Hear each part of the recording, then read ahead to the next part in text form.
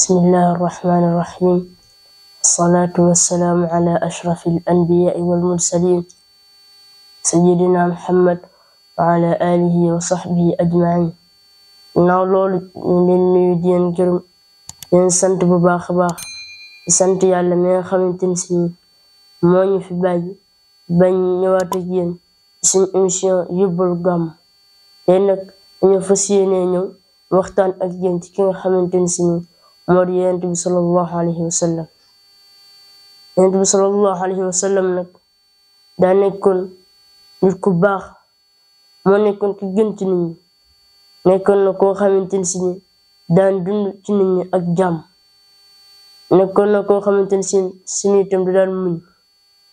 moom yonent bi sallallahu alayhi wa sallam bari na ay musiba yoo xamante ni si dal na ko yu mettee waaye lépp da kaa muñ bàyyi ko ci loxo yàlla.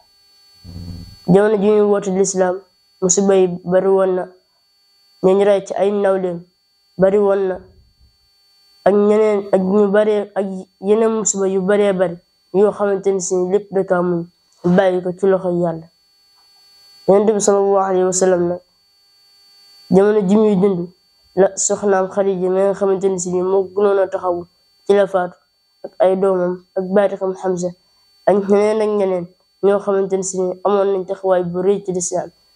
yonent bi sallallahu alayhi wa sallam nag ku sonnoon na lool ngir lislaam yaatu, sonnoon na lool tam ngir nit ñi di dugg ci lislaam. nekkoon na koo xamante ni si ku dëgg ak ngëm-ngëmam ci yàlla la, nekkoon na tamit ku woyof xol, nekkoon na tamit ku baax lool, nekkoon na tamit ku rafet jikko. Borom subhanahu wa ta'ala mi ngi koy teg ci Alquran, wa innaka la ala xuluqin azim, ne ko yow lépp jikko ju rafet ñu ngi ci yow. kon nag mbir yi ñu leen wax doonte tuuti na lool, waaye ci yonent bi sallallahu alayhi wa sallam la nekkoon. waaye nag liñ leen mën a wax di ko wax suñu bopp mooy nañ roy yonent bi sallallahu alayhi wa sallam. kon nag loolu lañ leen indiloon tey. kon nag ñu defal noonu ba beneen yoon. wassalaamu aleykum wa rahmatullahi wa barakatuh. wéy leen di abonné suñu chaîne bii di Al Zahra TV ngir ngeen di mën di jot suñu vidéo yu bees